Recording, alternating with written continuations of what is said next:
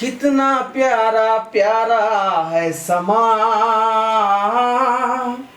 हो गए दीवाने हम यहाँ।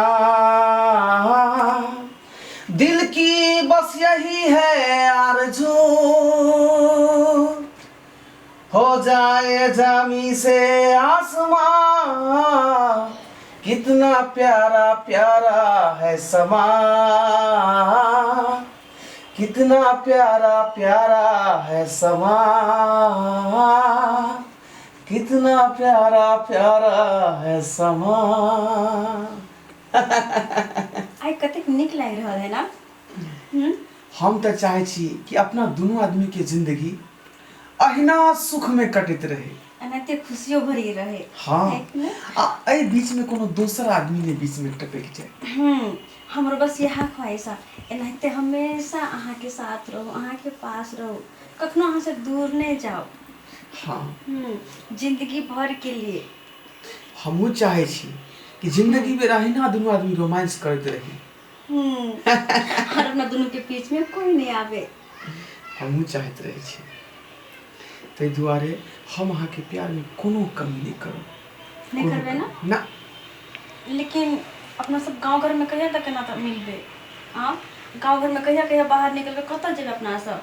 और अहाँ के घर में तो शादी क के जेबे तो फिर अहाँ के मम्मी पापा रहत, वो तो बीच में बाधा बनबे करत। ओह की बात अहाँ कह रहल छी। अरे हम जब चाहबे तब दोनों बुढ़ा बुढ़िया घर से बाहर निकल नहीं, एकर कोई जरूरत नहीं है। आवी घर में दोनों आदमी रहे लगबे, एकर कोई जरूरत नहीं है। तो की मतलब ई सुख गांव में कहियो नहीं भेट सकैया। तै दुआरे हम कहै छी कि अपना दुनू गोटे चलू कहीं बाहर चलै छी। बाहर? बाहर के जे बात करे छिए, तो बाहर में दोनों को कते मन लगते, दोनों को अकेले रहबे, अपना दोनों को दोनों के बीच में कोई नहीं। डार्लिंग, बाहर जब जेबै तो पैसा ज्यादा लगे छे, फिर एते पैसा हम कहाँ से इंतजाम करबै? की बात करे छिए? और जमीन जथा घर घरारी जे से कहिया काम हेतै? हाँ की कहलिए? जमीन जथा घर घरारी जे है से कहिया काम हेतै? से तो सही कहलौ। हम कहियो गलत कहलिया?